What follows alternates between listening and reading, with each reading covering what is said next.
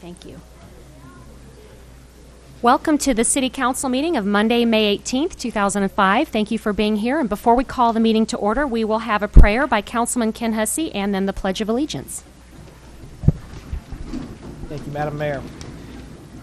As we gather here this evening at City Hall, let us be mindful of the opportunities to give service to our fellow citizens in our community.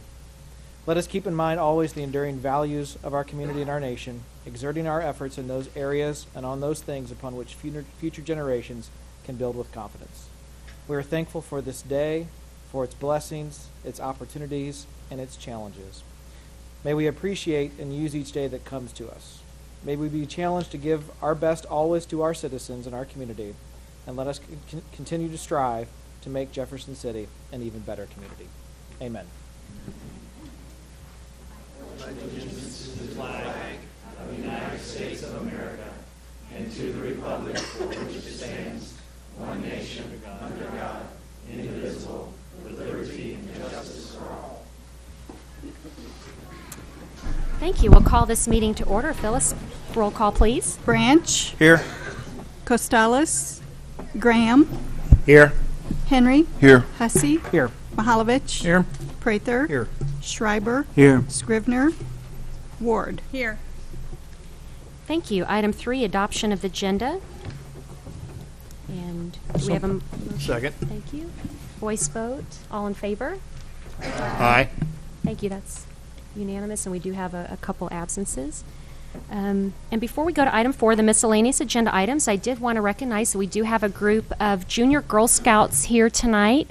There's a troop from Moral Heights that are working on women in leadership, and they are also here to listen to the honor for Officer Friedman. Her daughter is actually in the Girl Scout troop tonight, so I just wanted to ask that Girl Scout troop to stand tonight so we can see all of you here in City Hall. Great. Thank you.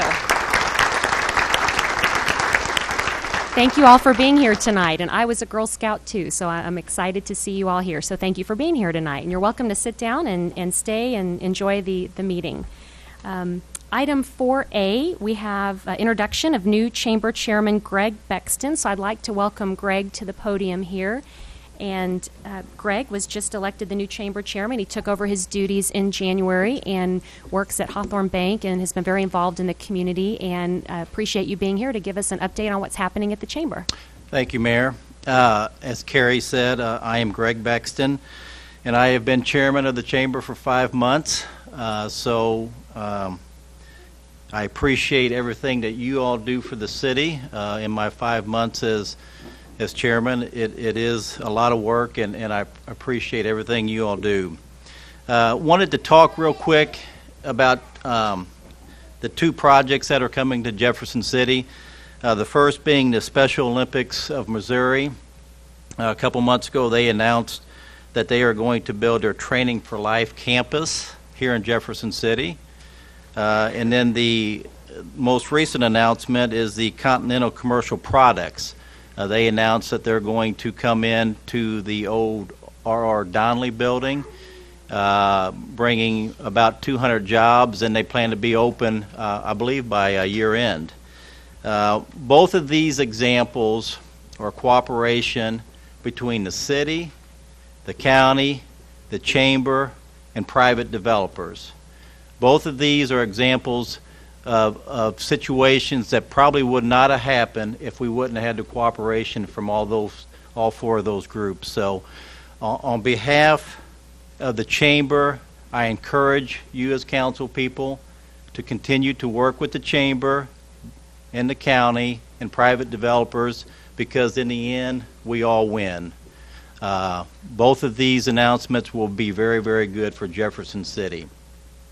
Some of the other things that the chamber is working on, we have a committee that is, I guess, facilitating the St. Mary's project. We are trying to work out some kind of a solution to keep the buildings there, and hopefully a private developer will see the need to come in and buy that. And hopefully that'll be a win-win for Jefferson City in the end. Other things going on at the chamber. Wednesday night, is the Chamber Barbecue. I invite you all to come out. It's a great time, good food, so hope to see you there. Not here to preach to the choir. You all know what's going on, but if you do have any questions, I'll be glad to try to answer them. Thank you, Mr. Bexton, for coming. And I know we meet a lot with the Chamber and different leadership, and it's nice to have you as the new Chamber Chair and kind of interact with business leaders in the community, and appreciate you stepping up and serving in the capacity that you are. Thank you. And also last week when the Chamber of Commerce hosted the MoDOT reception, that was really nice because it gave a chance for the council and others to interact directly with and get to know some of the MoDOT commissioners and show that it is a priority in our community. So thank you for being here, and I'll ask if any councilmen have any questions for Mr. Bexton tonight. Be easy. It's a volunteer position. Well, thank you for being here, and also Chamber Chair Randy Allen is in the audience as well, so thank you for being here and giving us that update tonight. Thank you. You're welcome. Item 4B, Meritorious and Valor Award presentations. We will start with item B1, the Fire Department, which will be presented by Chief Schofield tonight. Thank you, Madam Mayor, City Council, and citizens of Jefferson City. The Red Cross has selected Captain Steve Holtmeyer with the Jefferson City Fire Department as the 2015 Red Cross Fire Service Hero Award recipient. As part of the presentation, they produced a short video detailing the event, and they've graciously allowed us to show the video here tonight. So that's what we'll do now.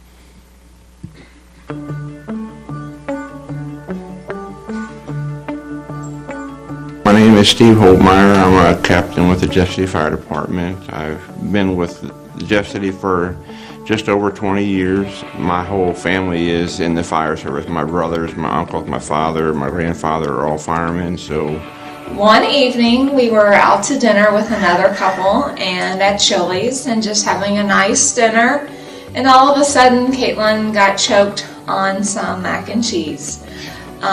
We were trying to do the best we could to get the mac and cheese to come loose. Nothing we could do was really helping. I was there eating with my wife, and there was Caitlin's family was kind of across the aisle from me, and the first thing I noticed, I could see that Caitlin's mother, Mindy, was panicked. You could see it in her face that she was panicked, and then I saw her reach over and she was pulling Caitlin to her and passed her over to her husband at the table. We had her standing in the aisle and we were struggling, and Caitlin at that time, her lips were beginning to turn pretty blue. Steve jumped up, came over, said, "I'm a firefighter, I can help you." At that time, he bent her over, pop on her back just where he needed to, and she was instantly relieved. Got her airway open, I could turn her around and see that her color was already improving. She was breathing good again, and I just passed her back to her father. I was trying not to make a big scene in front of everybody in the restaurant because, little kids sometimes get embarrassed, so I was trying to keep it, kind of discreet. Steve is absolutely our family hero, and we, again, can't thank him enough for being a hero and for what he does every day in Jefferson City. I know he's more than just our hero, so we thank him for his duties and for what he does for the Jefferson City community.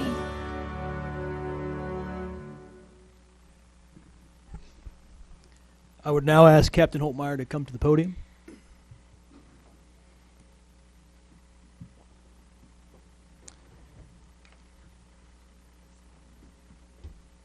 Steve is currently assigned as the captain on Engine 1. He is a licensed paramedic, a SWAT team medic, fire instructor, fire officer 2, inspector, investigator, and recently completed the structural collapse technician training with our fire department. Please join me in congratulating him on this special recognition.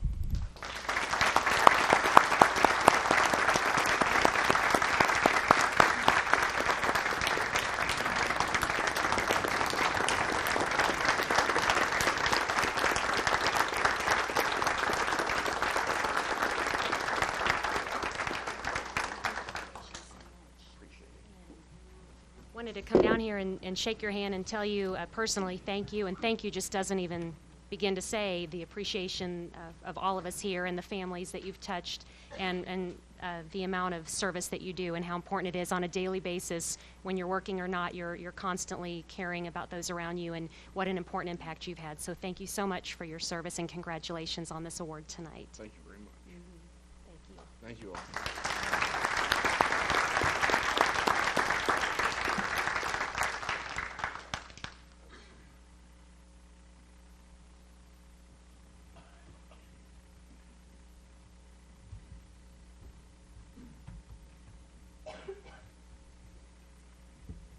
Thank you. What an inspiring video. That was wonderful.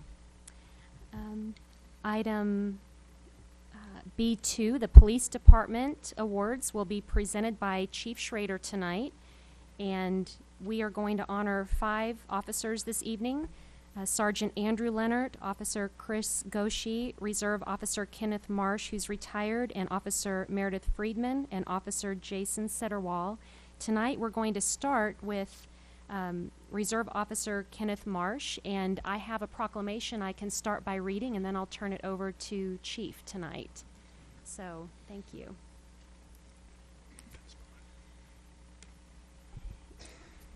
This is the Marsh Proclamation.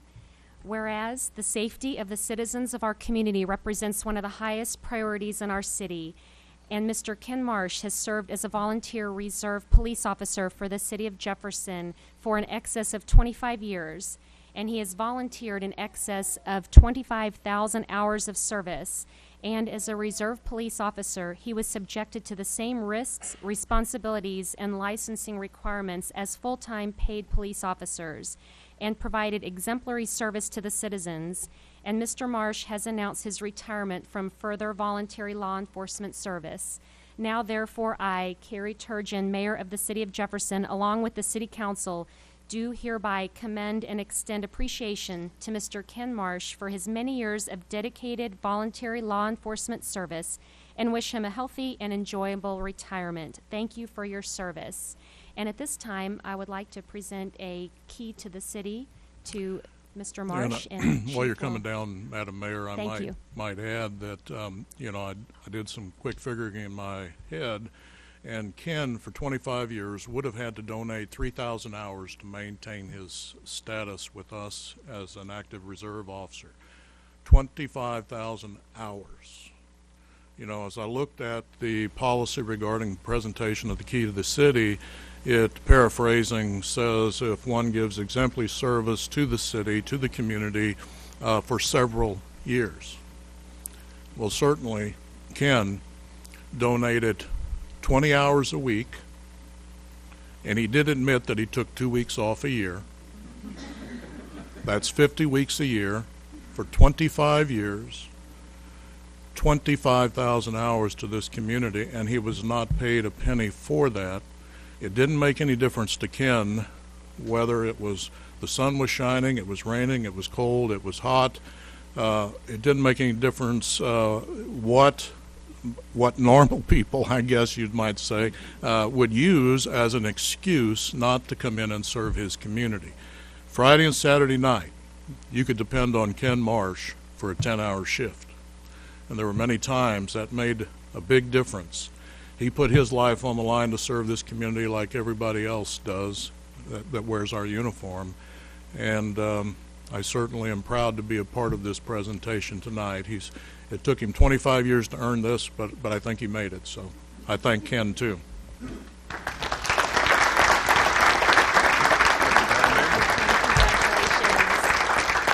Congratulations, Ken. And on behalf of the City of Jefferson, I would like to present you with a key to the city on behalf of all your service, and really appreciate all the tireless hours that you gave to our city, and our community is better for your hard work and dedication. So thank you very much.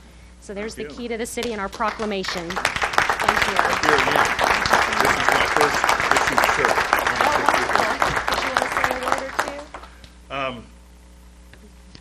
Well, how can you top that? I mean, yeah, weather is weather. I can't say enough for the officers of the Jeff City PD. I work with, well, most of them are retired now too But there's quite a few that are here that are more dedicated than you'd ever imagine. And that means an awful lot, or should mean an awful lot, to the citizens of Jeff City. We're very professional, and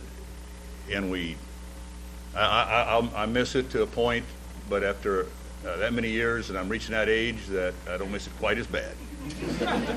like Chief said, that cold weather and that snow, when I look around, I'm thinking, thank you.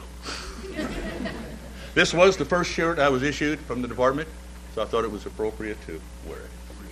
Well, thank you very much, and best wishes in your retirement, Mr. Marsh. Thank you. You know, one thing I forgot to mention, and that is Ken is 67 years old. And for those, and it is a young person's profession, but if anyone thinks Ken can't handle himself, you're sadly mistaken, because the man can get it on, I'm telling you. So he's the most active 67-year-old, besides being very devoted and committed. So I thank him once again.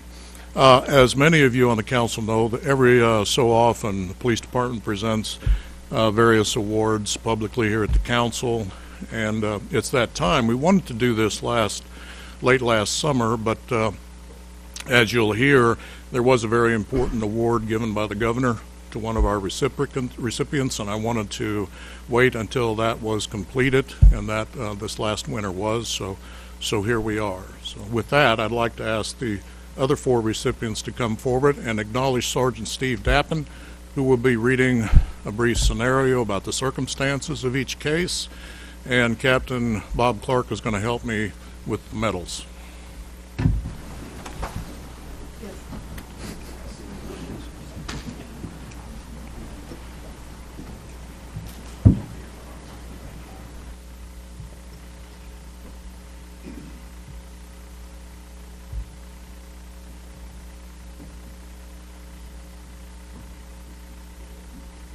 Sergeant Andrew Leonard.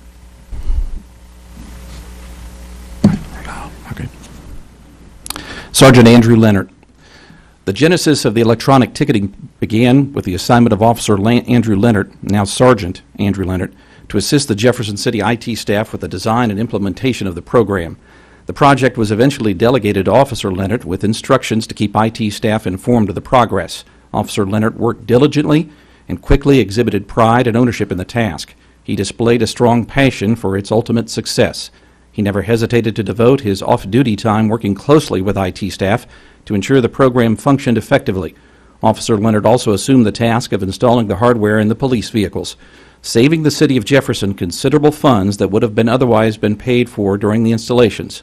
In doing so, he worked a flexible schedule so as not to fall short of his professional police duties. As a member of the traffic unit, Officer Leonard remained extremely busy investigating vehicle crashes and managing the maintenance of the in-car camera system. In submitting his nomination, Sergeant Doug Rudiger stated, "Officer Leonard applied the dedication, skills, and knowledge necessary in designing a program that created a more efficient process for officers to issue a citation. Officer safety has been increased due to officers not being as distracted when completing a citation. I am proud of him and of the product that he helped produce." IT support specialist Sierra Miller commented, "He always goes above and beyond in answering any questions about police procedures. Whether it was spending his off-duty hours sitting through meetings, mounting the hardware in the vehicles, and even working on vehicles in his driveway, he was always available. He has shown great knowledge in the whole process, and it shines now that the software is live. I'm proud to say that I believe we have produced a quality product that the officers actually like using. To this, I credit the hard work and dedication of Officer Leonard. For an outstanding accomplishment, which has resulted in improved operation and his willingness to go beyond the requirements of normal police duty to contribute to a more effective and efficient police service, Sergeant Andrew Leonard is awarded the Meritorious Service Award."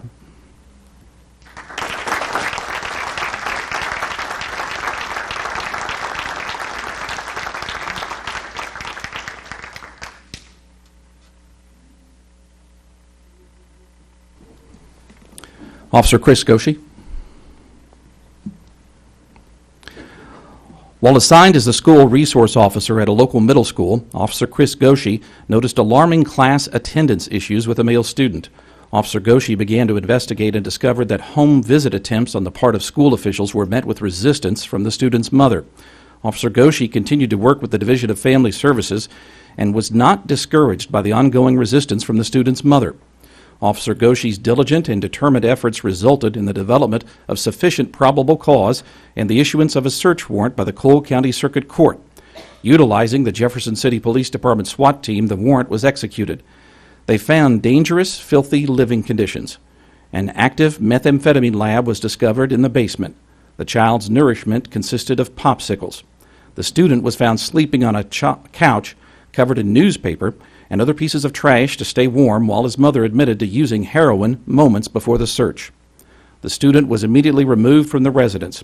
His mother never attempted to take custody of him again following his removal from that environment. The young man has been actively involved in school and his church. The student won an individual placement in a highly competitive math competition. He has continued to flourish both socially and academically. In a recent update from the grandparents, the following was expressed. He continues to be a very well-behaved young man. He continues to be a straight-A student, and I am told he is a normal teenager in that he loves to play computer games. My purpose is to let you know that because of the efforts and success of Officer Goshi, we have been able to open doors for a wonderful and successful life for a child who could have chosen or been pulled into a very destructive life with the environment he was in. There are no words to express the appreciation for all that Officer Goshi did.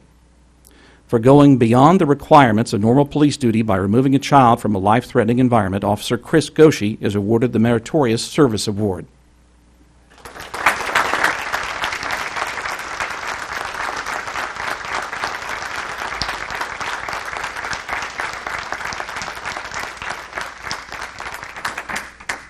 Officer Meredith Freeman.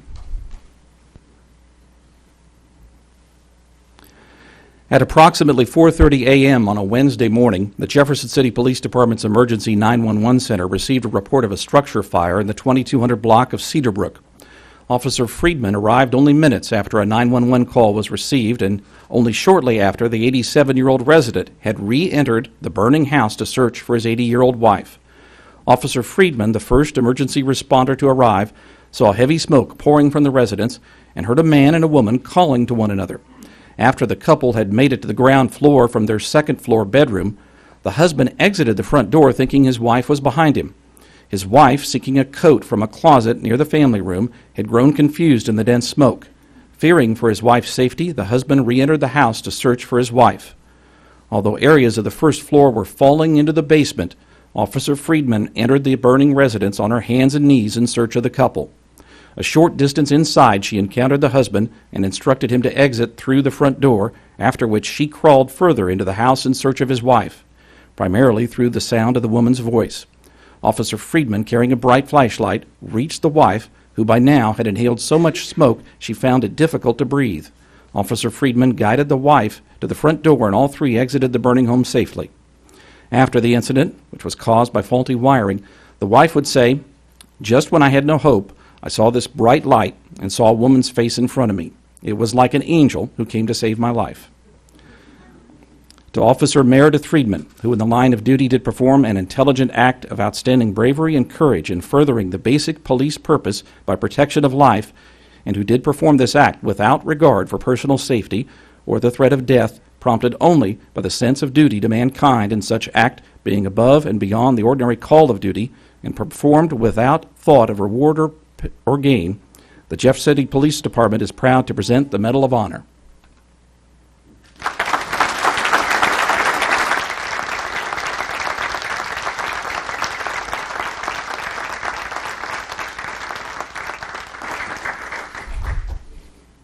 Officer Jason Cedarwall.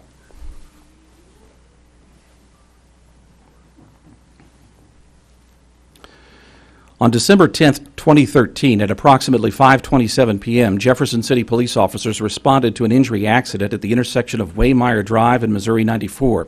The crash caused the vehicle being operated by Ms. Catherine O'Neill to burst into flames.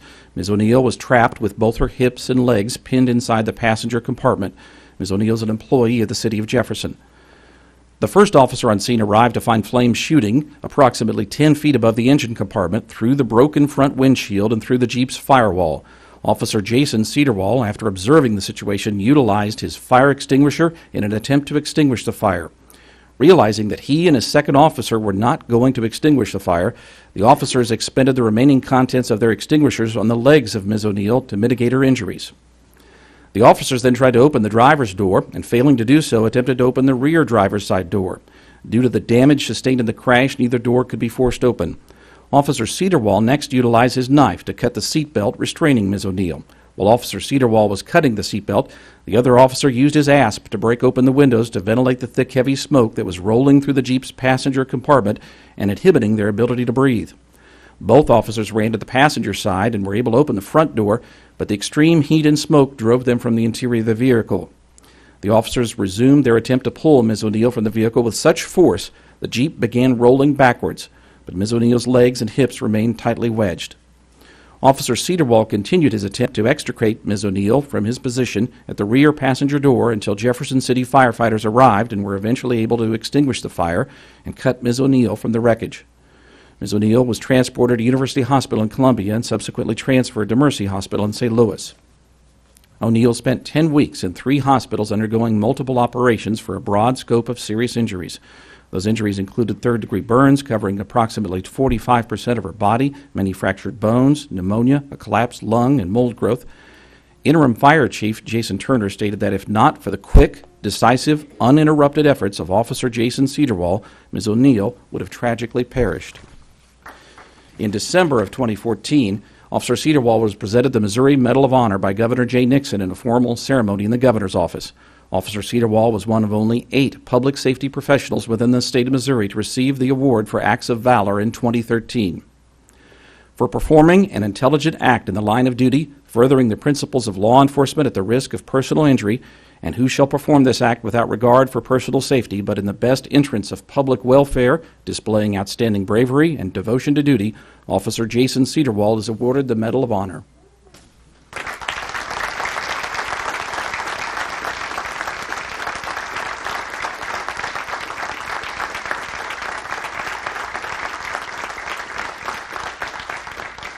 Could I ask that all 4 of the award recipients please come forward so that we could give you another round of applause together, all 4 of you? Thank you.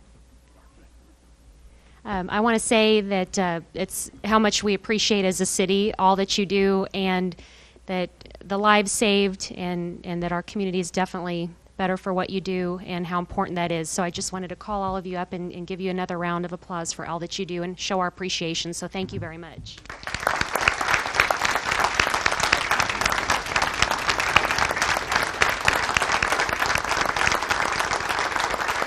Thank you very much. Thank you.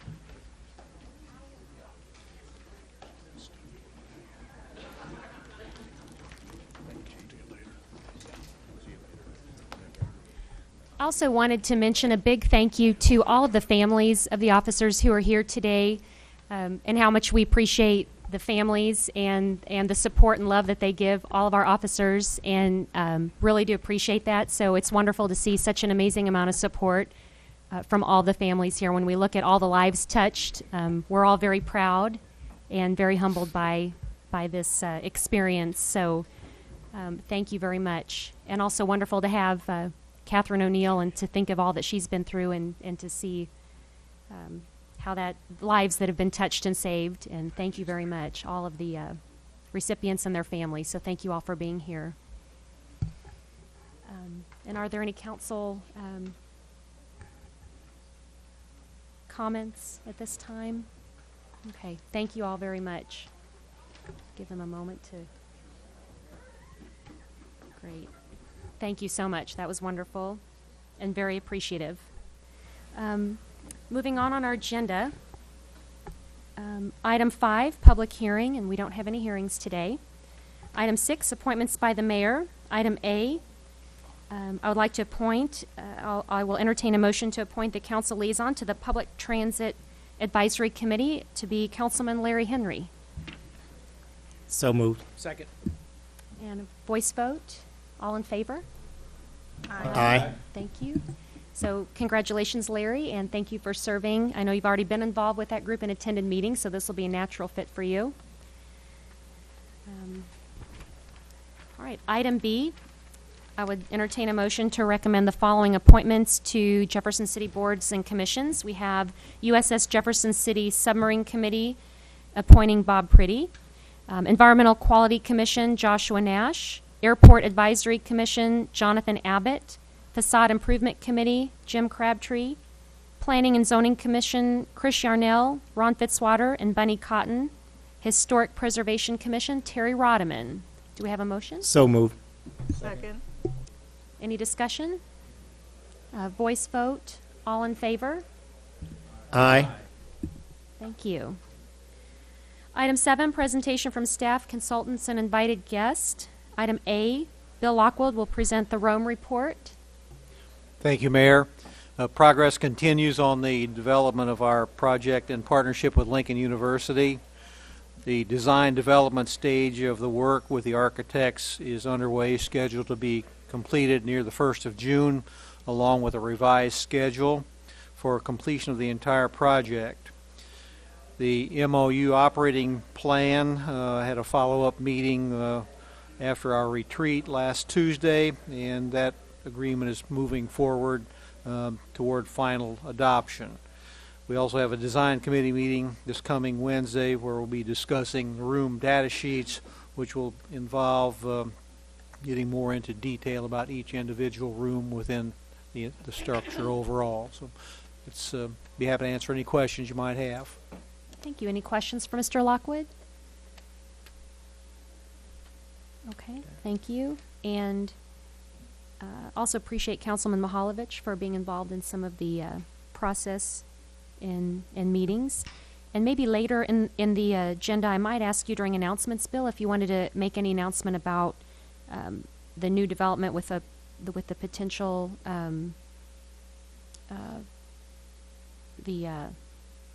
Greenberry Acres property. If you want to mention that during announcements later, if you want to say anything about any meetings or public input or anything, we would want to know about that. Item B, Salute to America update. And Councilman Scrivener is the liaison to that committee, and he gave us a very detailed report last time. He couldn't be here tonight, but did want to mention that things are moving along well, and he'll give a report at the next 2 meetings. So we still have 2 more meetings before that event. So please, in the meantime, check out the Salute to America website for updates. Item 8, announcements by the mayor, council, and staff. Item A, Janice McMillan regarding Heritage Week. Thank you, Madam Mayor. The Heritage Week celebration is scheduled for May 28th at 4 p.m. in the council chamber. The landmark designation, which is the Broadway School, 230 West Dunklin Street, will be recognized. And the Gregory Stockard Award for Distinguished Service will be awarded that afternoon as well to Kathy Bordner. This Heritage Week celebration is done in conjunction with the Historic City of Jefferson and the city's Historic Preservation Commission. The Historic City of Jefferson also will recognize participant in their essay contest, a multimedia presentation, and an art contest that are participated in by local students. So I would invite all of you to attend this award ceremony on May 28th at 4 p.m. Thank you. Thank you. And Janice, that is here in our council chambers, that meeting. So that's correct. We will look forward to being there. And if anybody from the public would like to join us, it's a wonderful event. And another announcements, I'll make announcements here by the mayor. We, since we last met, we did have a council work session last Monday evening and discussed some budget priorities and the sales tax coming up again, and some ideas for that. We also invited the former Charter Commission to come and be involved in that meeting, and had Drew Hilpert give us a kind of an overview of the charter and how it fits in with our city government. And that was a nice way to kick off the start of the new council year. So we had a great work session, and on a personal note, I participated in the graduation ceremonies at Missouri State University, and I just wanted to take that opportunity to congratulate all the graduates. I know that our local high schools and Lincoln University held their graduations over the weekend as well, and just wanted to say congratulations to all the graduates and their families. I'm very proud of them. And any other announcements by staff this evening? Bill, did you, Mr. Lockwood, want to announce anything at all about the property? Yes, the Parks Commission at our meeting last week was approached by a group of citizens from the 5th Ward requesting the Park Commission investigate the purchase of the Greenberry Acres Girl Scout property on Greenberry Drive. Was authorized to investigate it. The commission is having a special meeting tomorrow at 12:30, lower floor of the city annex, to further discuss the project. Thank you. Appreciate the update on that, and sounds like it could be a great opportunity. All right. Item 9, presentations from the gallery on specific bills or resolutions. And I don't think we have anyone signed up for that particular item. Item 10, the consent agenda, and Mr. Marash will present. There are 4 items on the consent agenda, but we may, rather than entertain a motion to take them all up, we will entertain a motion to do some separately. Do we have such motion? Yes, Councilman? Yes, Madam Mayor. I'd like to carve out B and C to talk about them separately, and go ahead and move forward with approving A and D. Do we have a second? Okay. Yeah. All in favor? Actually, don't need to. If 2 of them request it, then it comes off, and Okay. you'll handle it separately. So should we start then with A and D that we know we want to take off? Okay. So do we have a motion for A and D to So move moved. forward? Any further discussion on A and D? Voice vote. All in favor? Aye. Okay. So A and D move forward. And at this time, we will have Mr. Marash present information on item B and C, please. Thank you, Madam Mayor. The first one is the parking enforcement vehicle. This is, we have 3 parking enforcement vehicles in parking, and we've replaced 2 of them, I believe, last year with this same type vehicle. It's called a Firefly electric scooter. So they've been in service now with the city, those first 2, and have done a good job. Our staff likes how they operate, and CM has been trained on, our central maintenance folks have been trained on how to maintain them. Basically, we consider these a 10-year vehicle, as at least a 10-year vehicle to see, and then we'll see as they in their service life, we'll see how they're doing before we'd recommend another replacement type vehicle. But basically, the parking scooter, state the obvious, it's a very expensive vehicle. But when you consider there's a $1 million enterprise in parking, and we have 3 enforcement vehicles, this allows us to get about the city in a pretty efficient manner.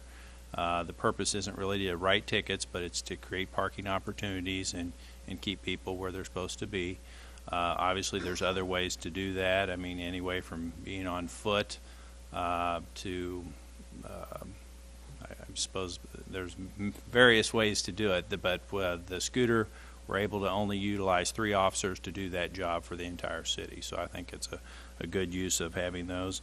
One reason we do pick a scooter over maybe a vehicle, for example, scooters are smaller. They allow you to, the way the doors open, they allow you to pull up next to the car. Therefore, you're not blocking all the traffic if you happen to stop and give a ticket or help someone out. They are crash worthy. They have heaters in them, all of the things a vehicle would have. And so, and just the ergonomics of getting in and out of a vehicle, it's a little bit easier than having to get out of like a car seat up and down all day long, you can imagine. But other than that, be happy to answer any questions. Thank you. We'll take up item B separately. So are there any questions for Mr. Marash? Councilman Prather? I just I have a hard time believing that with all the other needs of equipment needs that we have in the city, that this is a priority. That just really kind of floors me that this is up there when we just bought 2 new ones last year. Like I said, we have three vehicles. We had bought them kind of in a set, but this one, the remaining one, is aging, and these are all paid out of the parking funds. I didn't mention that, so that parking utility pays for these, not the general fund as would buy street equipment and other type of vehicles. And so that's when you buy them like that. Since we didn't stagger them originally, they all kind of come due at the same time. Yes, Councilman Graham. Mr. Marash, I was sort of confused when I was reading this, and please help me to understand.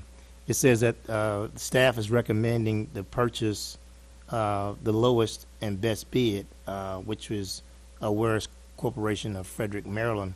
But according to this, M&M Golf is the lowest. Yeah, if you would, and the recommendation is basically we always include, purchasing always includes all the bids that were received, whether they meet the specification or not. In this case, the other vehicle didn't meet our suspension, cabin heater specifications, and our bumper requirements, so it's a crash-worthy vehicle on the street. The other thing about the M&M version, it's a different type version than this one, so we'd have to retrain our personnel on that vehicle as well. But you know, mainly not being crash-worthy on the streets, one of the main things. But we also, our current vehicles are the Go4 vehicles, made by the same company as this bidder.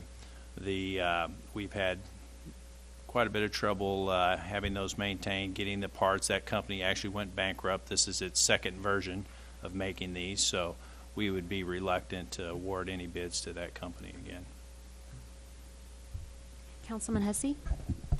Mr. Marash, we included money in the budget for the purchase of these 3 vehicles, correct? Well, it's just the one. We already Or purchased 2 but last the- year. but the Yeah. 2. So And it was in the budget, and this is just, we obtained the bids, and so now we're fulfilling the budget. So in terms of prioritization, the council has already authorized the purchase of this vehicle, essentially dedicating dollars to do so. You're just executing now on that authorization. That'd be correct. Okay.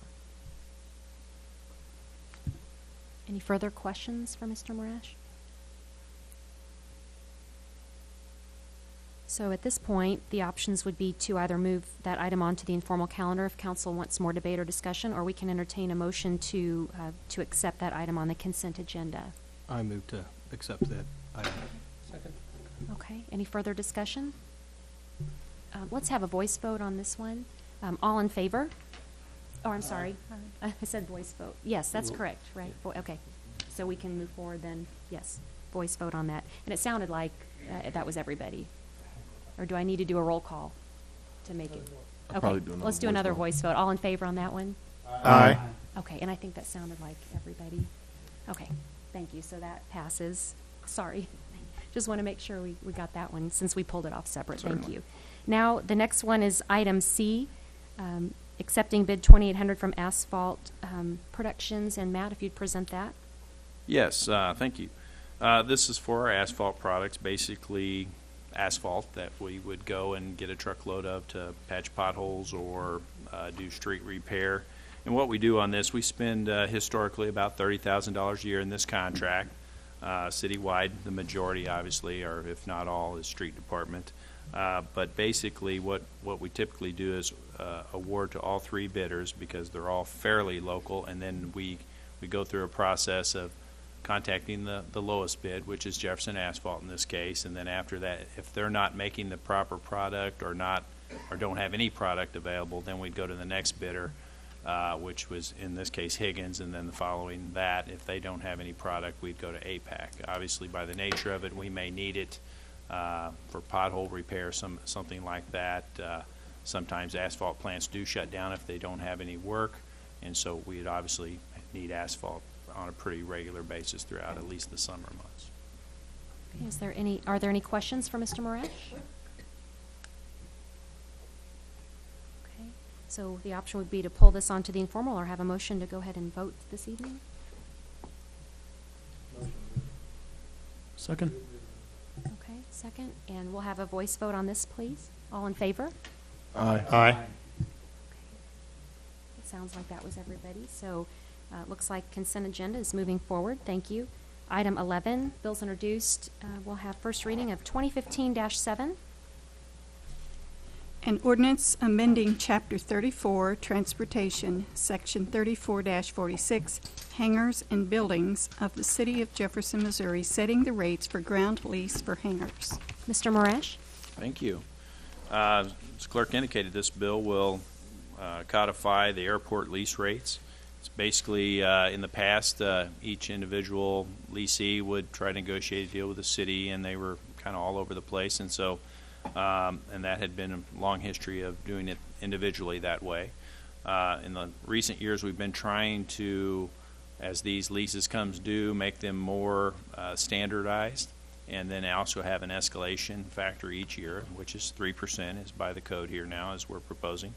That would give the staff some guidance when negotiating these, and give people an expectation of what they might have to pay to lease ground at the airport. The proposed bill went through the airport advisory committee, and I think Mr. Mihaljevic, Councilman Mihaljevic, was in attendance of a lot of those. So there's a lot of discussion about this. And also I would point out that if in the future, once this bill passes, assuming that the lease comports with the ordinance, the city administrator would have the opportunity to sign that without having to go through all the council process at that point. Thank you. Any questions or comments for Mr. Marash? Thank you. First reading of 2015-8. An ordinance of the City of Jefferson, Missouri, authorizing the mayor and city clerk to execute a professional services agreement with Midwest ATC Service Incorporated for the purpose of providing air traffic control services at the Jefferson City Memorial Airport for the period of April 1, 2015 through June 30, 2015. Mr. Marash? Thank you. As the clerk indicated, this is our agreement with Midwest ATC, which they provide the air traffic controllers over at the tower at the airport. Typically, this is not just a 3 or 4 month agreement as shown on this agenda, but there is some dealings going on with the FAA about renewal of these type of agreements. So they've only given us a short window to extend our current contract. As the cost has been indicated, $7,200 a month is the 18% share that the city pays on this contract. The overall contract is shared with the FAA. They pay approximately 82% of it. We actually get a grant to cover about half of that from MoDOT, or we do get a grant to cover half of that from MoDOT. So recommend approval of the contract. Thank you. Any questions or comments for Matt? Thank you. Item 2015-9. An ordinance of the City of Jefferson, Missouri, authorizing the mayor and city clerk to execute an agreement with LL Co. Incorporated for a ground lease at the Jefferson City Memorial Airport. Mr. Marash? We have to do suspension of the rules, or when do we do that? Okay, I can explain it first. Sure. Yeah, this is a contract, a ground lease at the airport. It's with a private company that's proposing to buy a hangar from another individual, and basically they are signing a new lease with the city, which will comport with the ordinance that we just talked about. So there is an escalation fee in their lease. Due to the pending sale, the owner would like to move this through the council in one meeting if possible, and staff would recommend approval of the agreement. Mr. Mihaljevic? I'd like to suspend the rules on this. Okay. All in favor? Actually, you don't need to vote. It's just if you just ask for objections, and if two people, unless two people object, the rules Any are suspended. objections to suspending the rules? Okay, so we'll have third reading of 2015-9. An ordinance of the City of Jefferson, Missouri, authorizing the mayor and city clerk to execute an agreement with LL Co. Incorporated for a ground lease at the Jefferson City Memorial Airport. Any questions or comments of council? Roll call, please. Branch. Aye. Graham. Aye. Henry. Aye. Hussey. Aye. Mihaljevic. Aye. Prather. Aye. Schreiber. Aye. Ward. Aye. Thank you. Item 2015-10. An ordinance amending Chapter 4, Alcoholic Beverages, Section 4-16, Purchase or Possession by Minors of the Code of the City of Jefferson, Missouri, prohibiting the purchase or attempted purchase of intoxicating liquor by a minor. Mr. Hilpert? Thank you, Madam Mayor. This is really a Scrivener thing, not a councilman, but a drafter. The phrase says any person under 21 years of old who purchases alcohol or attempts to purchase alcohol of any intoxicating liquor as defined in 4.1. It seemed to be missing a phrase. So we added the phrase, is guilty of a code violation, just to give meaning to the sentence. So it's really a drafting issue. Okay. Any questions of Mr. Hilpert? Thank you.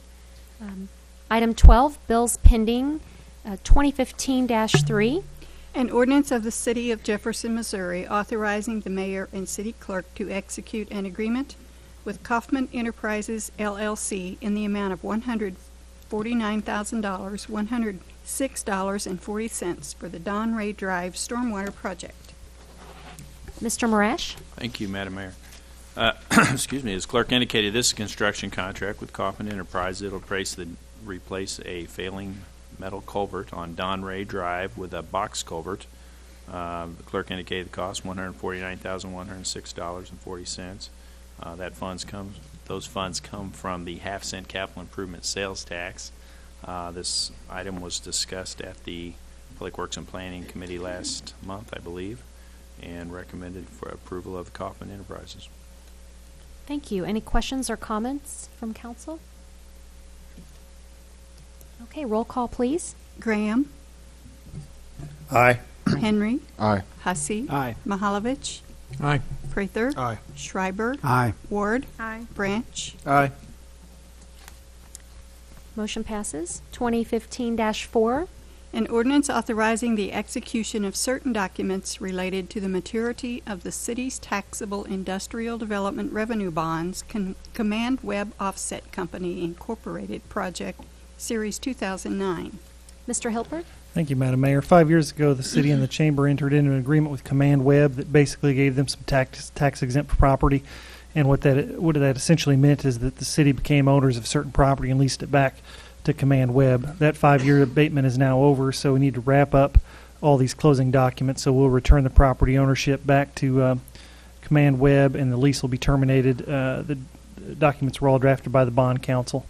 As I mentioned in the brown bag meeting, finance is still checking to make sure that about the amount that will now become taxable. So we will get that to you as soon as we have it. Thank you. Happy Any to answer any council questions, comments? Councilman Mahalovich? It'd be interesting to know what the schedule is for other IRBs that are coming due that maybe in the short term. I know that that's always evolving, and so I'd be interested in kind of a longer look at that too. Sure. Glad to. Any other comments? Roll call, please. Henry. Aye. Hussey. Aye. Mahalovich. Aye. Prather. Aye. Schreiber. Aye. Ward. Aye. Branch. Aye. Graham. Aye. Thank you. 2015-5. An ordinance amending Section 19-401, Motor Vehicles and Traffic, Schedule S, Loading Zones, Subparagraph C, Passenger Loading Zones of the Code of the City of Jefferson, Missouri, pertaining to a portion of Jefferson Street. Mr. Marash? Thank you. As clerk indicated, this will add a passenger loading zone to Jefferson Street. It's basically on each side of Jefferson Street within approximately 50 feet of Water Street near the Amtrak station. While we're doing our project there recently, we noticed a need for this and brought something through TNT to discuss it, and they recommended approval of the loading zone. Any questions or comments for Mr. Marash? Roll call, please. Hussey. Aye. Mahalovich. Aye. Prather. Aye. Schreiber. Aye. Ward. Aye. Branch. Aye. Graham. Aye. Henry. Aye. Thank you. 2015-6. An ordinance of the City of Jefferson, Missouri, authorizing the mayor and city clerk to execute an agreement with Centec and Associates for heating, air conditioning, and refrigeration maintenance services. Mr. Marash? Thank you, Madam Mayor.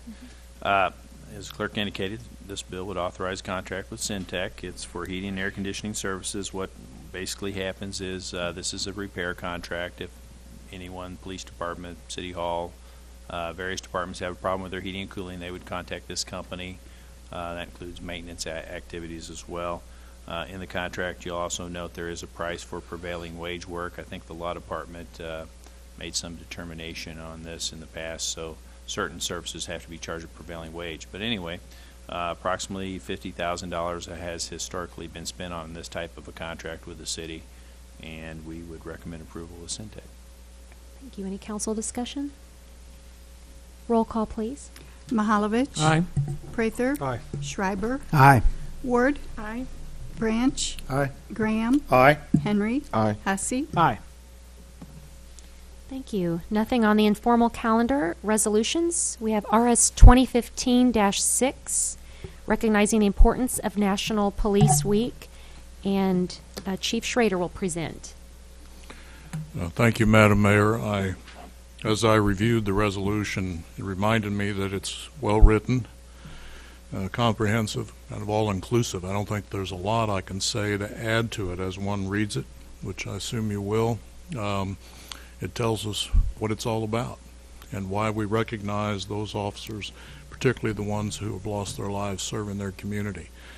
I do want to remind everyone, I think, that we all have heard of the 2 officers killed in New York, the 2 who were killed in Mississippi, but the media doesn't cover the vast majority of officer deaths. And so the most recent statistic I read reflected that every 3rd day an officer is killed in the line of duty, every 3rd day, which of course means that so far this year 50 officers have lost their lives serving their communities. So why do we do this? To recognize that, to recognize them. We do die serving our community, and it does make a difference when bodies as yours recognizes the sacrifice that's made. So I just ask you to carefully, not just read, but feel the words that's reflected in here, and we appreciate it. Thank you. Thank you. And I'll read the resolution recognizing the importance of National Police Week. Whereas this year, Police Week was observed Sunday, May 10th, 2015 through Saturday, May 16th, and the holiday was created on October 1st, 1961, when Congress asked the President to designate May 15th to honor peace officers. And whereas President John F. Kennedy signed the bill into law on October 1st, 1962, and the proclamation was also signed by President Kennedy. And whereas during this week we pay tribute to the local, state, and federal peace officers who have died in the line of duty for the safety and protection of others. And whereas 273 fallen law enforcement heroes were added to the National Memorial Wall in 2015. And whereas today in the United States, some 900,000 law enforcement officers put their lives on the line for the safety and protection of others. They serve with valor and distinction and with great success. Now therefore be it resolved by the City Council of Jefferson City that the Council recognizes the importance of National Police Week in the City of Jefferson. Thank you. Chief Schrader. Madam Mayor, I also might add that one way to look at this, I think that when I left graduate school, since that point in time, approximately 4,000 officers have died in the line of duty. That's what that means to me. 4,000 officers since I left college. And as we saw tonight, we protect people in a lot of ways, and we don't always risk our lives in a gunfight. But there are other ways we serve our community and other ways that we protect life and property. And I think it's appropriate that those awards were given tonight as we pass this resolution. Thank you. Thank you. Council comments? I would entertain a motion. I move to approve this. Second. Thank you. Roll call, please. Branch. Aye. Graham. Aye. Henry. Aye. Hussey. Aye. Mahalovich. Aye. Prather. Aye. Schreiber. Aye. Ward. Aye. Thank you, and we appreciate the sacrifices of all police officers in celebrating National Police Week. Thank you. Item 15, presentations from the gallery on other topics. So far we have Donna Carey signed up to speak about the RFP. Donna, you're welcome to come to the podium and welcome tonight, and if you could please state your name and address. Hi, my name is Donna Carey. I'm at 13309 Swift Road in Henley. I'm representing M&W Hauling Incorporated. We're a local trash hauling company located in Eugene, Missouri, which is about 20 miles south of here on the way to Lake of the Ozarks. I'd like to take the time right now to thank the council for their opportunity to give me one last chance to speak about our concerns with the RFP that we found. Unlike the current contractor you have with you now, we are not a national coast-to-coast company. However, we do have residential in 2 different states, residential services in 2 different states, and we contract with the military bases in 3 different states. So we're not necessarily a small company either. We are very interested in the open market portion for the commercial clients in the city of Jefferson. We receive calls every week from customers here in Jefferson City, commercial customers that want to take our services, and we have to tell them that we cannot because they have an exclusive contract with the city of Jefferson currently, but we would love to oblige them. Our concern, after having looked over the RFP, is that we can't see any scenarios that provide for open market only. Defined in the RFP in section 3.11, an open market is a system of solid waste collection and disposal whereby customers directly arrange for such services with private waste haulers. There's 2 scenarios that are given in the RFP. The first scenario is an exclusive contract awarded for both residential and commercial to one person. The second scenario was an exclusive contract for residential, but open market bundled together for commercial. Our concern is that in both of these scenarios, you have to bid for the residential services.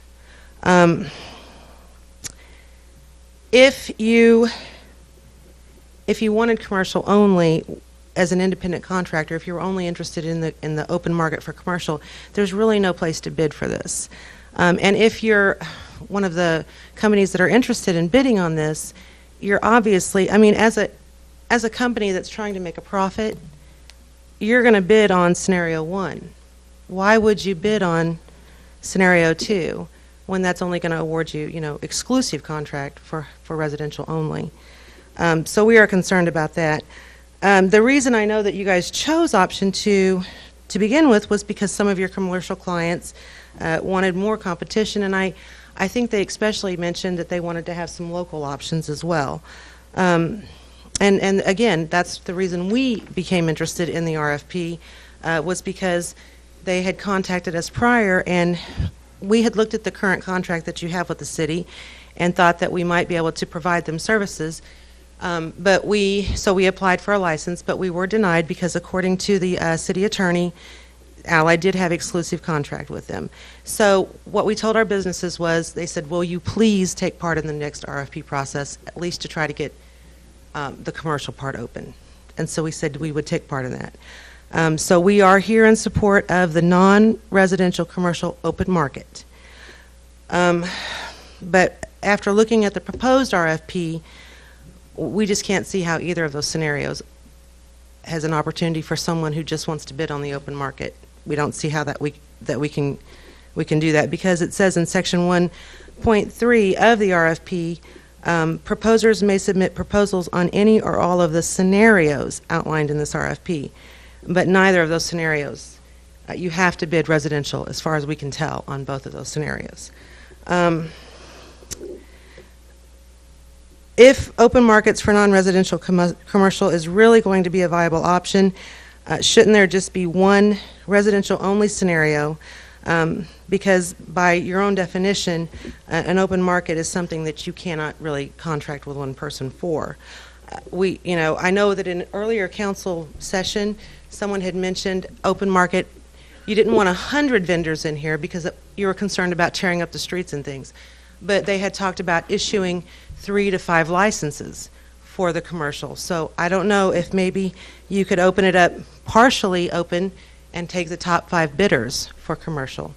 That might be an option as well. I don't know. But again, I just wanted to bring it to the council's attention that of the 2 scenarios listed, we would be interested in scenario 2, but we just don't think that people will bid for that one. If you're a company, you're not going to bid on scenario 2. You're going to bid on just the scenario 1, because that's going to generate you the most profit. Again, I'd like to thank you for this last opportunity for us to voice our concerns on this. We appreciate the opportunity to be involved in this RFP process, And we acknowledge that you are trying to address the concerns for everybody, and we do appreciate that. We just wanted a better clarification on how the open market process is addressed in a fair and equitable manner. And are there any questions for me? Thank you, Ms. Carey, and I'll have Janice elaborate on maybe some of your questions. And before that, do we have any council questions for Ms. Carey? Okay, thank you very much, and I'll turn it over to Mrs. McMillan to see if you could address some of the concerns. Thank you, Madam Mayor.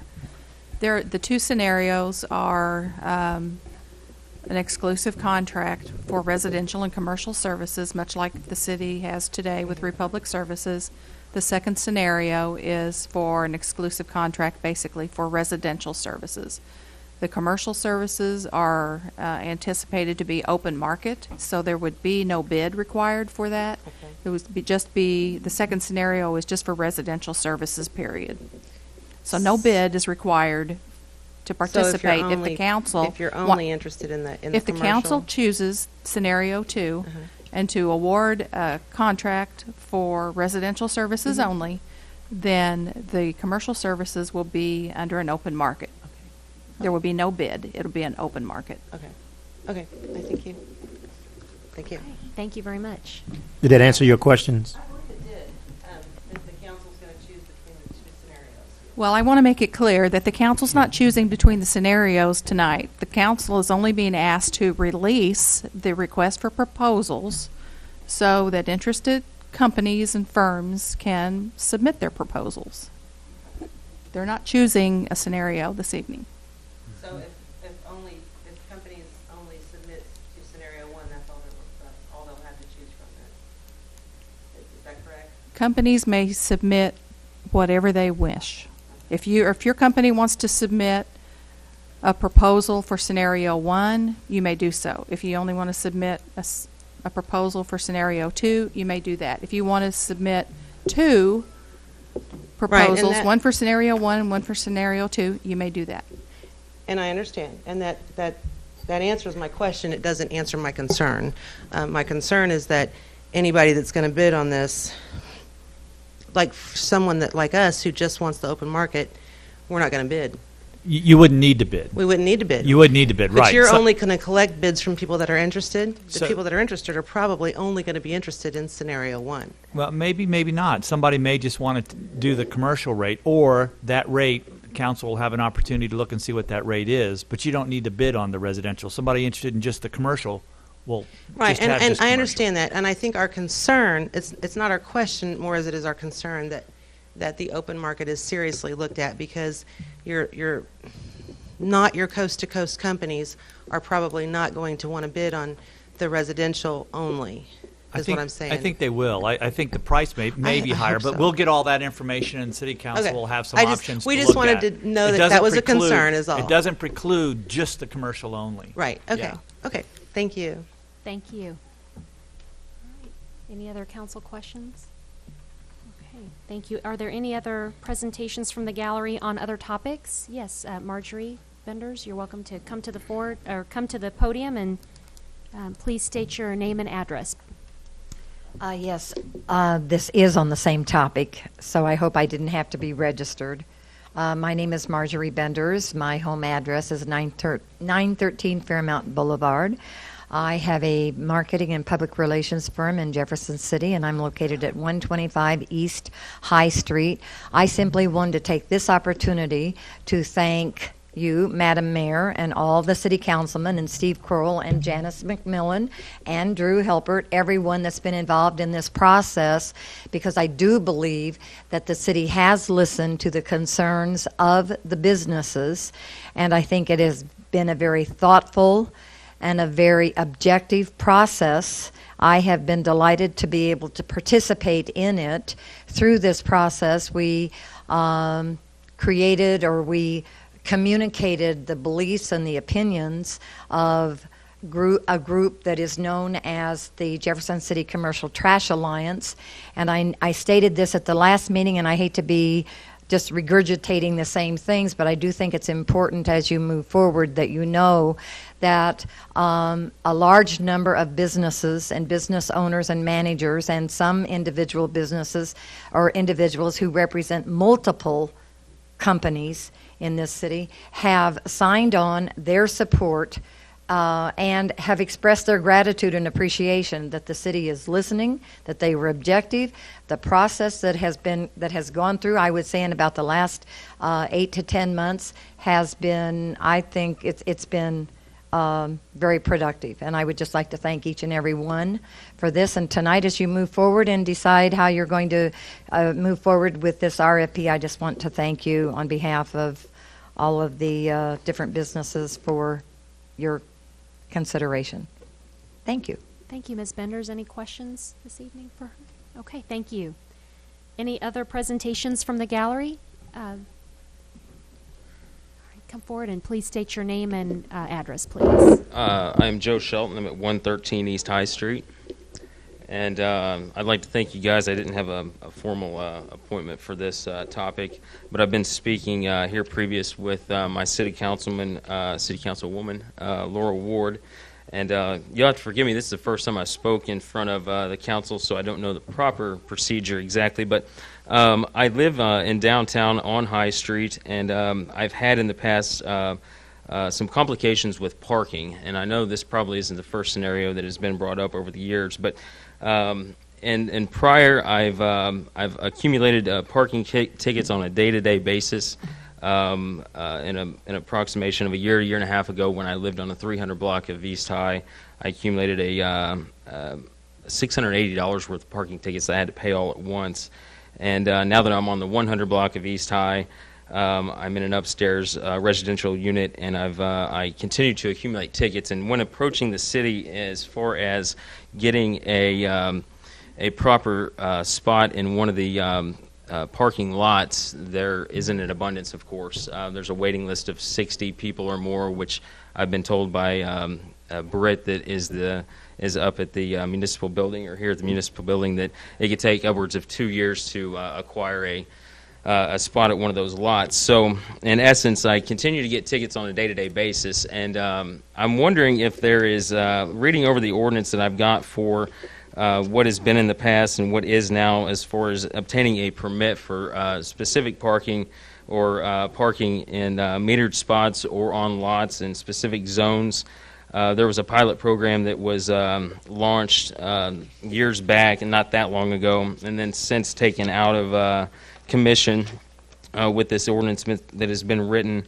And basically, with the qualifications of what this ordinance says of the building that I'm in, I'm not sure whether the building meets the codes, or if it does, which I'm sure that it does. The building owner, I'm not sure if it is his responsibility to cooperate just to give somebody like me a parking permit, but I'm wondering if there's any happy medium that can be reached as far as me being able to get some kind of permit, which I know that people are utilizing currently, that was in that Zone 99 program that has since been decommissioned and phased out. I'm wondering if I'm seeking advice on possibly how to go about this. Thank you, Mr. Shelton. And I would suggest we'll have Mr. Marash give us an update on that particular parking ordinance, but maybe, unless there are any questions right now of the council, what I could also have you do is maybe give Mr. Marash maybe your contact information so that we can share information about the ordinance with you. And so I would ask that maybe before you leave, if you could please give him that. And from what I understand, and I'll let Matt elaborate, but the ordinance is still in effect that does allow residential parking permits depending on the block, that there are certain areas. So those are things that might be more in-depth conversation directly between you two and between the property owners. So at this time, you're welcome to take your seat and please give Matt your information. But Matt, would you want to present on that question? Yeah, I can just give a quick update. I don't have the ordinance right in front of me, and I think Drew might have been involved in helping draft this, if that's correct. But anyway, I think maybe in the last year or two, some of the council got involved in this issue, but it was kind of a code was drafted that would allow for residential parking passes to be issued for downtown residents if they met certain qualifications. One of those, and basically they were issued to the property owners, not individuals. So a building owner, if he or she would upgrade or put a certain amount of resources into a building, they could apply and get a certain number of permits based on that building permit upgrade.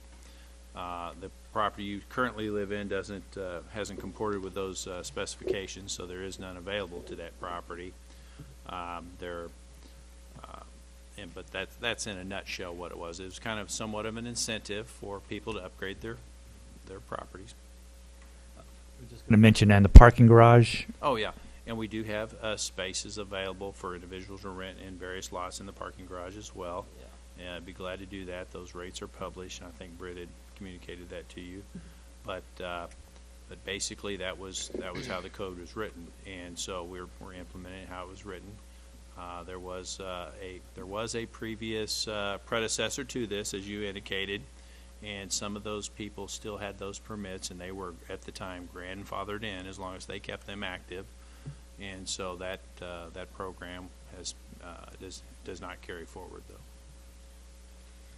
Thank you, Mr. Marash, and I think it would be great if you and Mr. Shelton could visit to come up with some solution, because there needs to be something that maybe we can find, like you mentioned. It's becoming unmanageable, I guess, is what I'm getting at. I mean, I realize that the ordinance and the way that it was written, and I realize that there was a Zone 99 pilot program, which you mentioned, that was put into effect. I'm wondering if there's, I'm inquiring basically if there's something like that similar that can be, issued for me, rather than, acquiring $10 tickets sometimes more than once per day, and then acquiring to an expendable amount. So so I can exchange information with him. Hopefully it will get me somewhere. But I guess that's the best approach.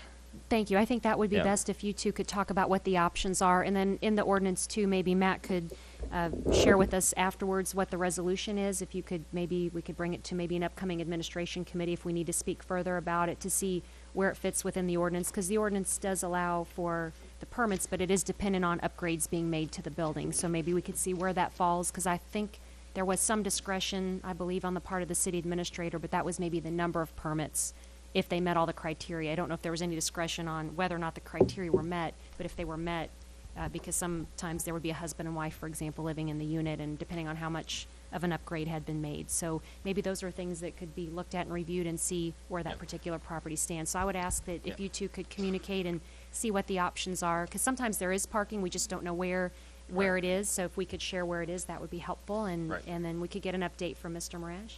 Thank you. Appreciate it. Oh, do we have Drew? I was just going to say, I know we kind of looked at that, and it probably, to accommodate what he'd really like, probably would take a code change. There's nothing in the code that would currently allow it. Now, there's other parking locations that maybe if you all talk, there's something that works for you, but to do kind of the old Zone 99 or neighborhood parking would probably require a change to the code. Thank you. So look at what options are available, what parking is, and then maybe the next step then could be for you to speak with the two ward councilman reps and then see if they want to maybe put it as an item on an upcoming committee agenda to look at that ordinance then. Okay. So I'd say communicate with your councilman as well, which I believe would be Mr. Mihaljevic and Mrs. Thank you, Ward. So if you may want to be in touch. Okay. Thank you. Thank you very much. Mm-hmm.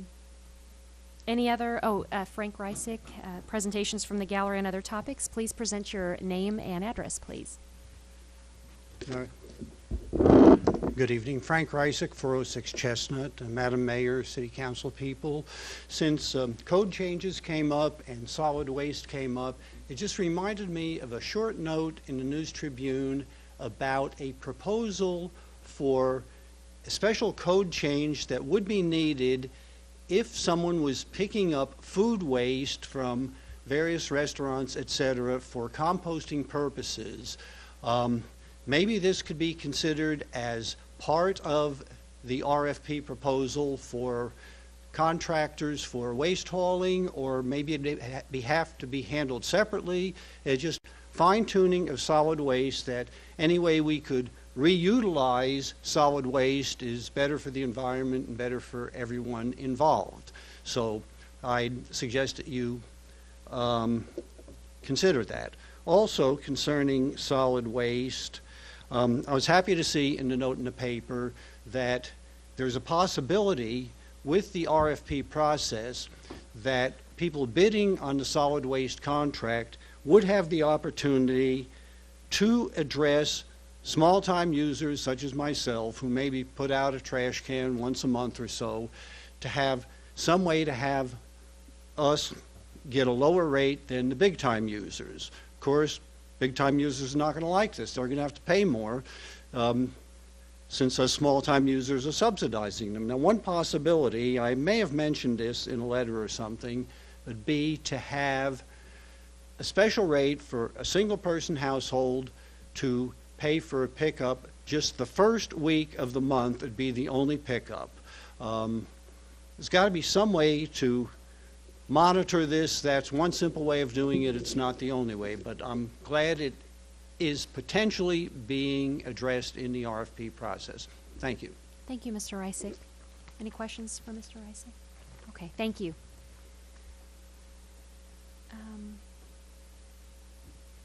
And I believe, Ms. McMillan, that the item that he spoke of with the food waste is being implemented in the RFP, correct?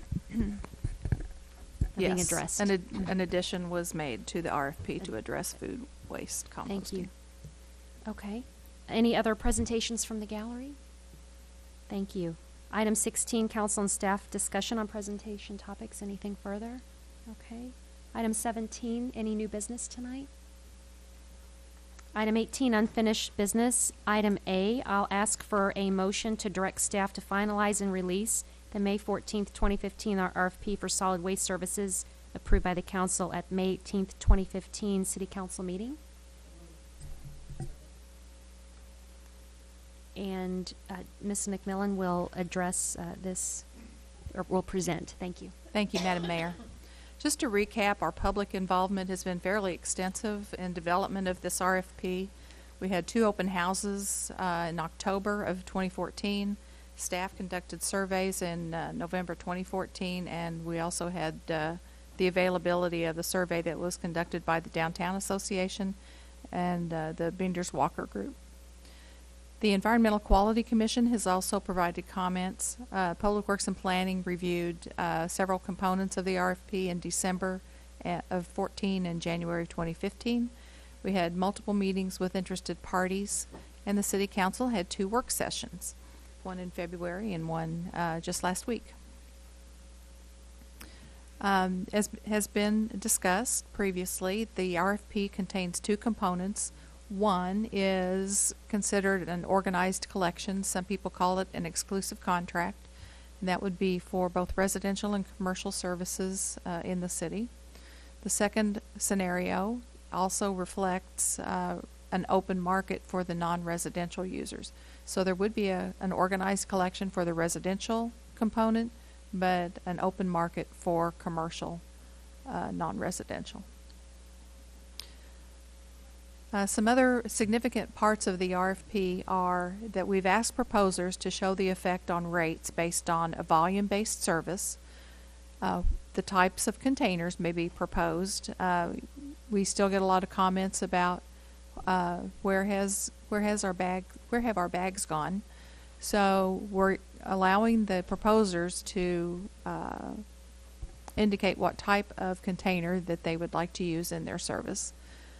And also on the array of services, getting rates for recycling, bulky item pickup, different times of that. Different billing scenarios where the contractor does the billing or the city does the billing. And then there's also a section that's in the contract that I've called valuable consideration. Currently, the contractor provides some benefits to the city, such as free disposal or disposal of city operations and city facilities, and street repairs and that kind of thing. So we're asking the proposers to identify the rates, the effect on the rates for continuing those considerations. So the revised draft that you have in your hands this evening, this dated May 14th, the changes reflect comments that were received. A description of those changes is included in your packet, and it's also available on the website. And the parties that have been involved in discussing the RFP along the way were notified of that, the posting of the revised RFP on the website. So it identifies that the format of the electronic copy should be a PDF. Section 5.1.2, it added clarification that establishments in addition to dwelling units was part of the RFP. 7.7, the proposer is to identify any barriers to reporting. Section 8.3, food composting option is added in there for future action by the council.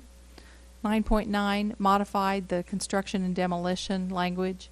9.10.5, added a reference to federal and state laws. We want to be in compliance with federal and state laws. And 9.12 updated the city considerations, such as the location of the glass bins. We didn't define that was inside the city limits, so that was defined. And then an amount was also adjusted on the recycling education component. And then the forms were modified. So proposers will need to use this RFP that's authorized by the council for release because all of these because of these changes. So the decision items that were listed in your memo this evening, I've enumerated those, and so I'd like to walk you through those. The valuable considerations, probably the item that has the most effect on the rates that will be proposed would be the amount for street repair. Now, the amount that was included in the RFP is $300,000 because that was the amount of waste that's currently being collected. And so, based on $7.50 a ton, that $300,000 is the amount that's proposed in the RFP. However, $130,000 is proposed in the 2016 budget. So if the council wants to make a modification to that item, then now would be the time to do that. Thank you. Questions for Mrs. McMillan? Councilman Prather? I'd like to defer to Matt and ask him what his opinion is as far as the damages that we get, how much it costs us annually.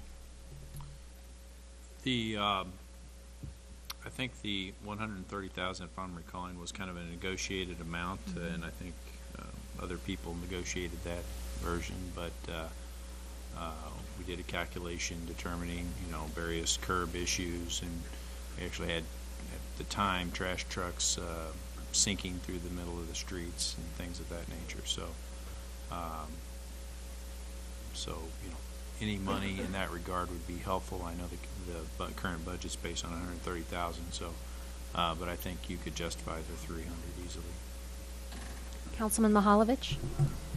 As I understand the RFP, the open option, if we choose to have residential but not not have restrictions on the commercial, the open option allow them to go to anybody they wish.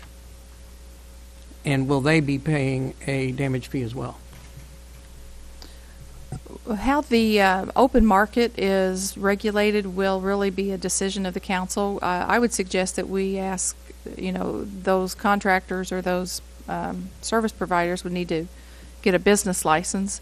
Now, if the council wants to suggest that those people who are operating that kind of a business under an open market scenario should have, what that business license fee should be, whether there's any insurance requirements and that kind of thing, that will have to be discussed and included in a code amendment.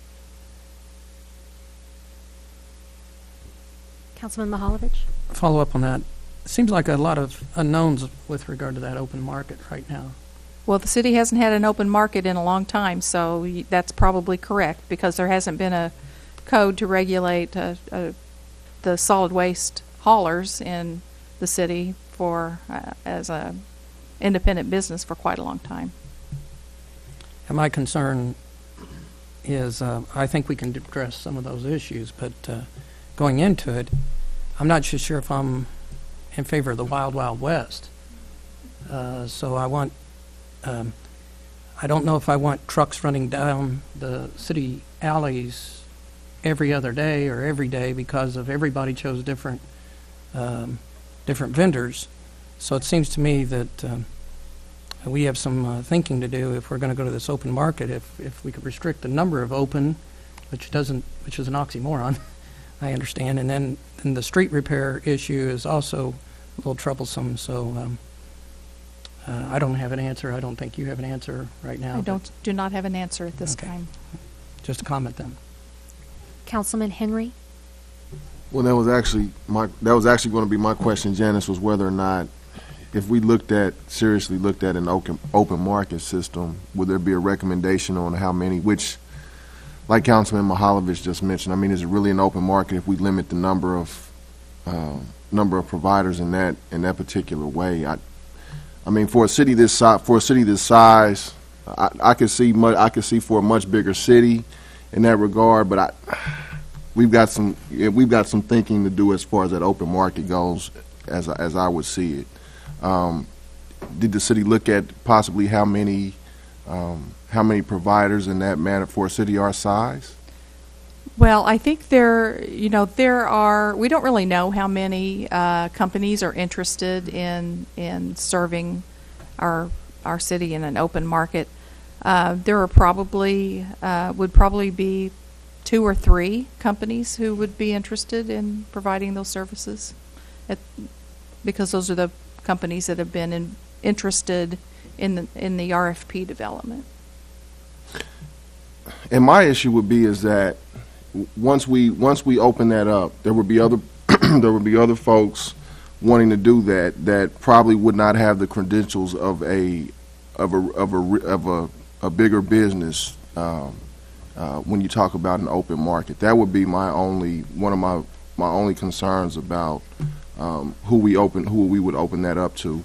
But again, this is why we're here, so we make that decision. Thanks, Janice. Thank you. Any further questions? Councilman Hussey? Just real quick, I mean, I hear what you're saying, Councilman Henry, but I think that's why you establish some base minimum standards for an open market, so it's not the wild, wild west. But we go through that process to do that so that it's not like we cap the number of businesses that could provide that service, but we establish what they have to meet in order to provide it.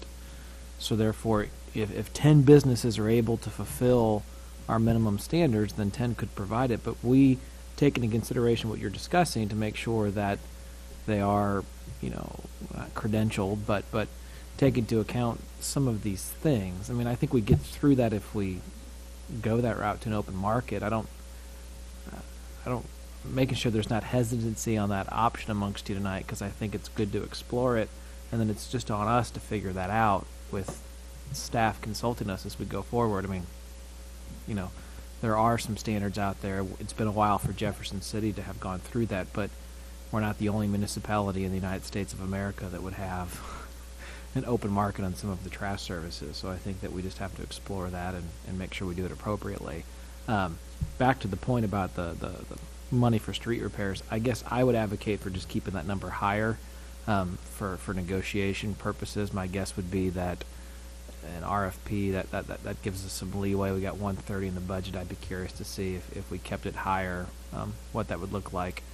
I would assume that the city would have preferred that number to be higher initially, but that 130-ish was arrived at through negotiations of a contract with Republic Services. So I guess I would advocate that we shouldn't make a change to the RFP for that.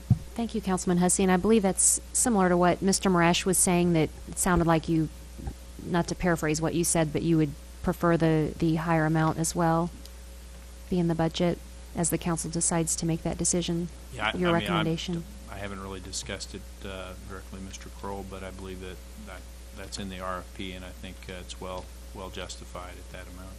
So currently the RFP reads the $300,000. So tonight, Janice, Mrs. McMillan needs a decision from the council. So would we need a motion for that, or what kind of a decision do we need to make? A motion would be clear. Okay. Well, right now you've got the 300 in the yes. So without a change in that's just the way it goes for. Mm-hmm. So is that what you were going to say? Okay. So for the decision for this evening, we've made the decision, then this is appropriate. Or were there any other council comments? And then we don't need the motion then, because it's already 300, correct? Correct. Okay. Just want to make sure. Okay. The second item. Can I just for clarification, if it's okay, which means that the RFP, whatever changes you make, will go out, we'll get those answers, they'll come back, and then we got a whole lot of work to do after that point. So this doesn't mean that that's the final answer. We got to get those answers and come back to council. This is just identifying the questions you want answered.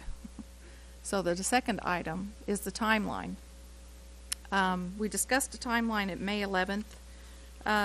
Since we're now at May 18th, the dates in the timeline were basically pushed back a few days.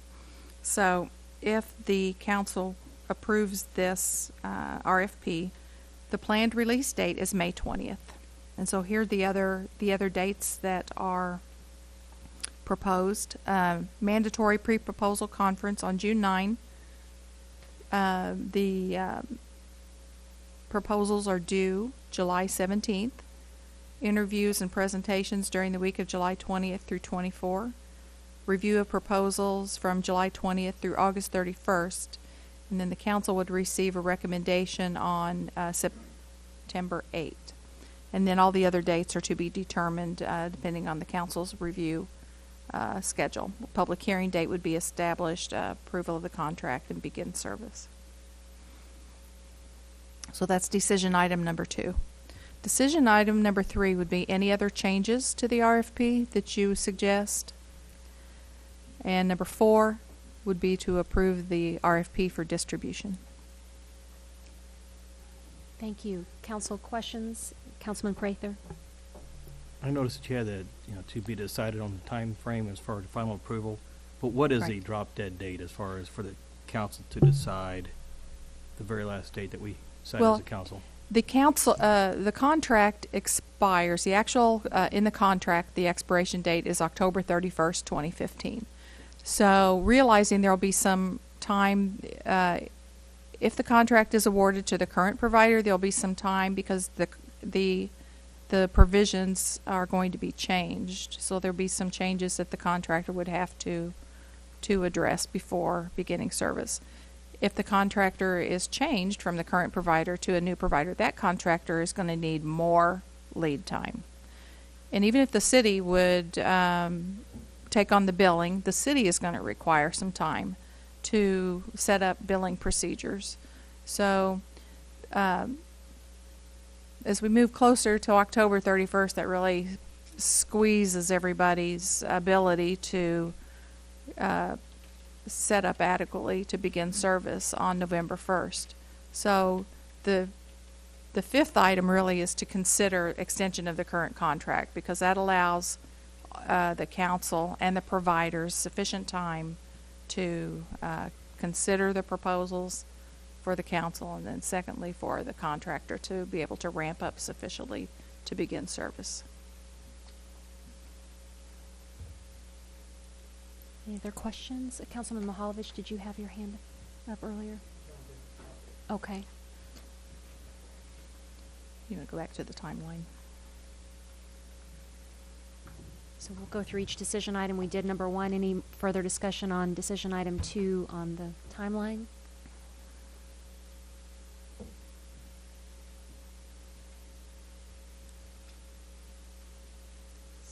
All right. Decision item number 3. Any other changes to the RFP? Councilman Mihaljevic?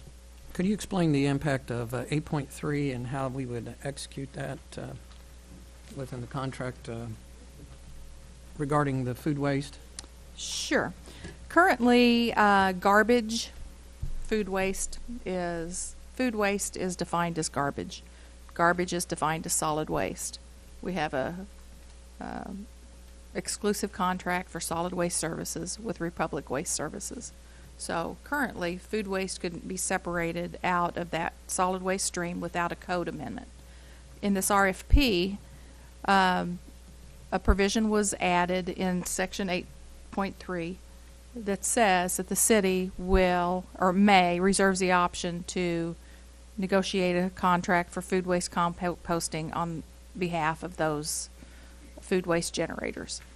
But it still would, even though it's reflected in the RFP that that's something that the city may do, we would still need to do a code amendment if you wanted to move forward with it, because food waste is defined as garbage, and garbage is solid waste.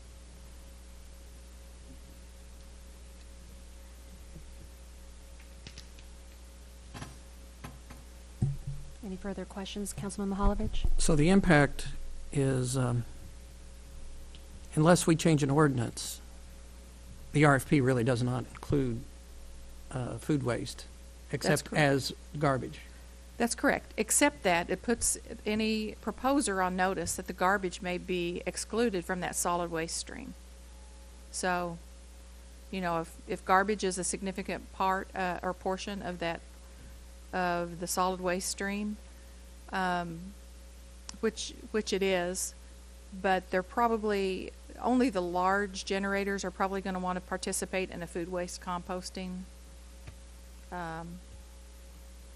operation. So, you know, what effect that has on the solid waste amount that's generated, it's probably a little bit unknown. Councilman Mihalovich?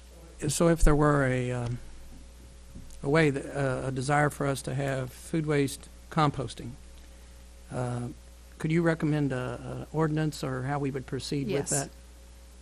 I think I'd like to. Mm-hmm. I've done a little research on that already, and so I think it wouldn't take too long to put something together. Okay, thank you. Thank you. It sounds like you have council direction to move that forward. Move that direction then. Thank you. Are any other comments now? And what I'm talking about is whatever item you're talking about with the food waste, you will bring that to us then to include that in the RFP, or what direction do you need from us? You know, the longer this is delayed, the longer you're going to require a contract extension, quite frankly. So if you can get the RFP out on the street and get the proposals in, it gives you a little more time to review these proposals before the contract expires. If you push that deadline up closer and closer to that October 31st number, you maybe have to consider extending the current contract for 9 months to a year. So it's really your decision, but I just wanted you to be aware that the longer the RFP is delayed, the more possibility there may be for a longer contract extension. Okay, and it sounds like decision item 2, which was the schedule, from what I could hear from the council, that there was no talk about changing or delaying that. So from what I understand, it seems like that's set. So item 3, what Councilman Mihalovich brought up, you will bring up it would be an addition. That would be I would recommend that be done under a separate process, because that in and of itself could Does that sound good to the council? An involved okay. learning process. So we have direction on that. Were there any other changes on item 3? Okay. Thank you. Item 4, decision item, approve the RFP for distribution. So at this point, would we entertain, we already have a motion basically to direct staff to finalize. So any other further discussion from the council today? So we have a motion and second, so at this point we could take a roll call vote on this item. Phyllis? Branch? Aye. Graham? Aye. Henry? Aye. Hussey? Aye. Mahalovich? Aye. Prather? Aye. Schreiber? Aye. Ward? Aye. Thank you. Thank you very much. Appreciate it so much. Great. And so we may be coming back in the next month or two and discuss about an extension of the current contract, a short extension, so that we can accommodate the time frame that you've adopted this evening. So thank you very much. I want to thank everyone who's participated in our public involvement. I appreciate receiving all the comments, and I appreciate the council's patience in moving this ahead. Thank you very much. Great. Thank you also, Janice McMillan, for answering our questions tonight. All right, item 19 is to go into closed session. And before we do, Mr. Helpert, if you want to give us a brief overview of when we're allowed to go into closed session, what topics are covered by that, please? Sure, I'm glad to. We basically use about 5 of the possible categories for meetings of these type. Legal actions we have on the agenda from time to time, and in fact it's on it tonight.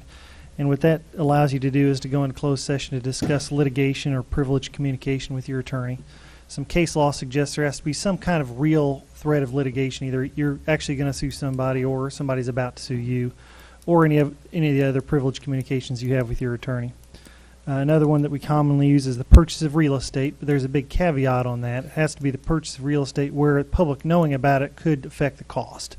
So it's designed so that, as you all well know, many times when a city becomes interested in purchasing a property, the cost goes way up. However, there are some occasions where the price is the price is the price, and if the city wants to pay for it, they can. In those cases, really closed session isn't appropriate. So it has to be the purchase of some real estate where, when we discuss it, it's going to negatively impact. I think the Sunshine Law was designed to give the public bodies a fair chance at buying it at a good price. Another one that goes hand in hand is hiring or firing of employees and performance ratings and such.